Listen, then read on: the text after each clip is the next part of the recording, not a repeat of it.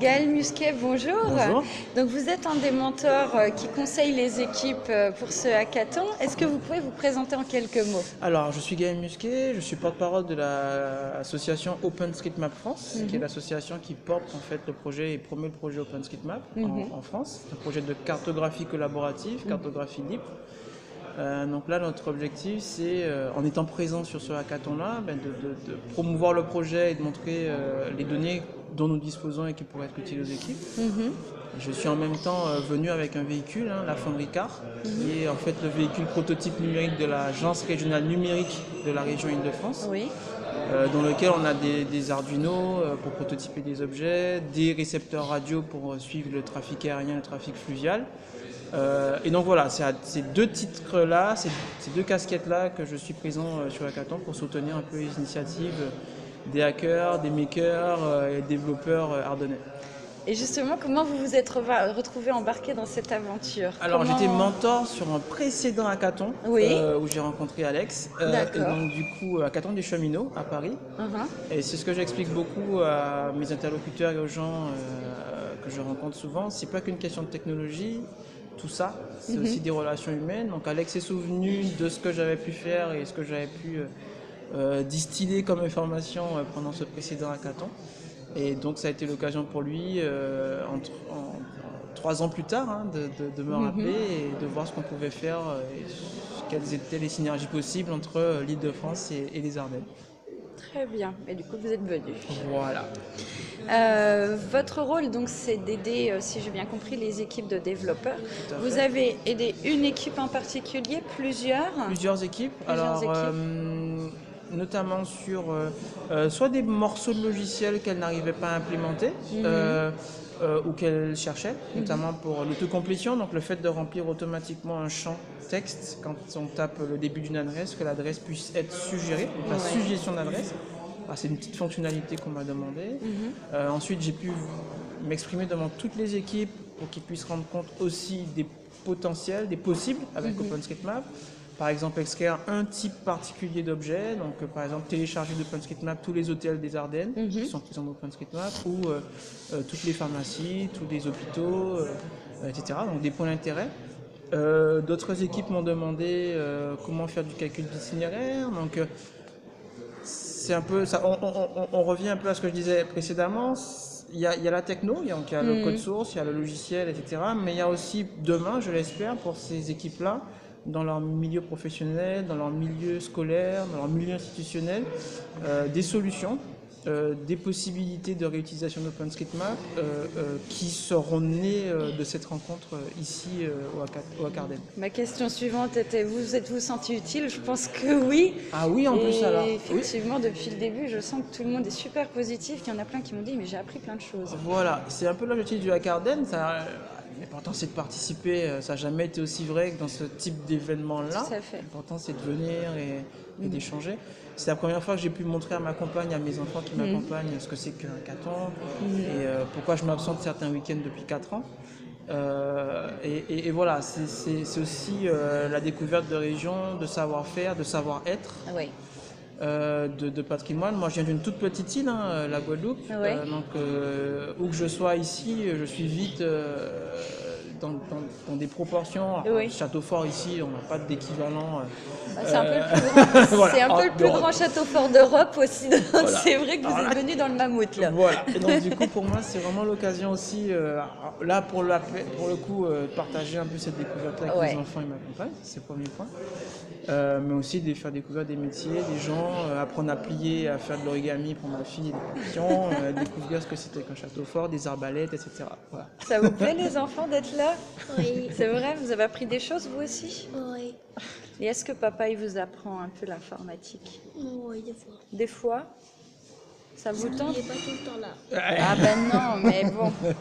C'est ce que tu aimerais faire plus tard toi? Ça te tenterait comme métier? Ouais. Ouais? Je vais essayer. Bah, en même temps, tu as un super prof sous la main là. Il y a moyen quand même. Dans les projets que vous avez pu soutenir, est-ce que vous en avez vu qui tiennent la route, qui vous donnent envie d'y croire et qui sont viables? Oui, alors j'en ai vu quelques-uns, et c'est un peu soit des morceaux de briques, enfin, des petites briques Ouais. de techno ou de dispositifs. En même temps, des 3 tas- jours, c'est peu. C'est très court, l'objectif c'est pas forcément de créer une entreprise du Oui. jour au lendemain, quoique, ça s'est déjà vu, hein, Ouais. mais voilà. Mais je pense que ma compagne me le disait, mais ils sont un peu jeunes, ils sont très jeunes quand même, certains. Voilà, mais voilà, on se frotte quand même à des mentors ou à des personnes qui ont des compétences de manière autodidacte, qui peuvent être qui peuvent être excellentes. Ouais. Et c'est l'occasion à la fois pour ces étudiants, pour ces salariés d'entreprise ou de développeurs du dimanche, on va dire, développeurs amateurs, si on peut parler comme ça, de découvrir des métiers, de découvrir des passions, d'échanger là-dessus et d'être parfois, souvent, c'est un peu mon cas aussi, être moins dans la transmission de savoir, mais aussi faire l'éponge et acquérir de nouvelles connaissances et de nouveaux savoirs scientifiques et techniques. Donc pour vous, c'est positif, il y a des graines qui ont été Toujours, plantées là. il y a une super bonne ambiance, un super beau cadre, une équipe qui est très humaine. On a su mixer tradition locale, Ouais. tourisme et puis savoir-être, j'insiste beaucoup là-dessus. Il y a Non, mais beaucoup de vous gens avez qui raison de le idéalisent dire, le numérique, ça peut être un milieu très dur, Oui. même dans les startups, c'est pas toujours très cool. Et donc voilà, c'est aussi ce que j'aimerais transmettre comme savoir-vivre, savoir-être, savoir-faire, historique aussi. Hein, c'est pas né d'un seul coup comme ça, il y a eu des forges, il y a eu de l'acier, il y a eu des rails, il y a eu du cuivre qui a Tout à dû être fait. fondu, raffiné pour avoir accès à des réseaux, avoir accès à de l'information, à des infrastructures qui ont dû être montées. Et quoi qu'on dise, même si on est dans une atmosphère un peu anxiogène en ce moment dans ce pays, Oui. il y a quand même des belles choses qui se font, il y a quand même des infrastructures qui tournent, il y a quand même des choses qui tiennent et on est quand même très bien ici. Enfin, faut le dire aussi quand ça va. Ouais. Oui, il faut le dire quand ça va, vous avez raison. Dernière petite question, Monsieur Musquet. Quel événement ou structure vous pensez qu'il manque aux Ardennes ou au numérique en général, justement pour se développer, pour s'implanter plus facilement? Alors, je pense qu'on a tout ce qu'il faut. Oui. Ensuite, humainement, au niveau des structures, c'est un peu ce qui se passe. Je suis vraiment très optimiste, on en discutait à l'instant. Oui. C'est que les institutions, les collectivités, moi je suis un ancien fonctionnaire, je suis en disponibilité du ministère de l'écologie jusqu'en 2022. Et en fait, donc maintenant je suis employé, j'ai un contrat de droit privé à l'agence régionale numérique. Et mon agence me donne du temps pour être ici. Je suis sur mon temps de travail là. D'accord. Donc je pourrais être très bien posé, l'équipe, etc. L'objectif pour nous, c'est de montrer que dans des collectivités, des institutions publiques, on puisse donner du temps à des fonctionnaires ou à des salariés pour se consacrer à l'animation scientifique et technique. Alors là, c'est un hackathon, mais on pourrait imaginer toute autre activité qui participe à la vie de la cité, à la structuration de la vie de la cité, à la transmission des savoirs, à la transmission de la citoyenneté. C'est aussi à nous, en tant qu'institution, permettre à nos employés, nos salariés, et aussi, évidemment, les entreprises. On a des gens de Kizio Digital, on a des gens de la SNCF qui sont là.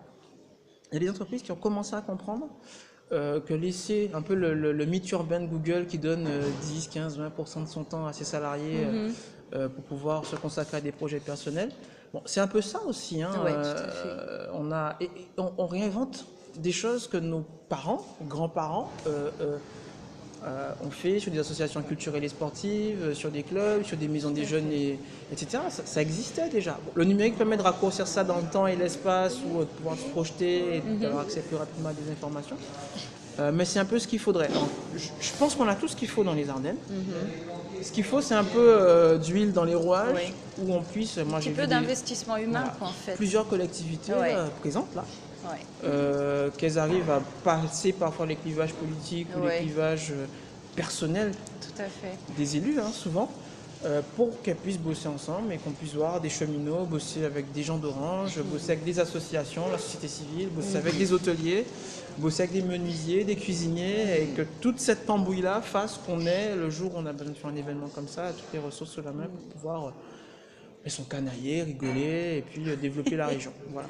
Donc l'année prochaine, vous reviendriez? Avant même, je vais essayer de revenir avant l'été poser des stations de suivi de trafic fluvial, des trafics Super. aériens et voir voilà, comment on peut innover dans les Ardennes, comme on essaie de le faire en ce moment en Normandie où j'habite et en Île-de-France.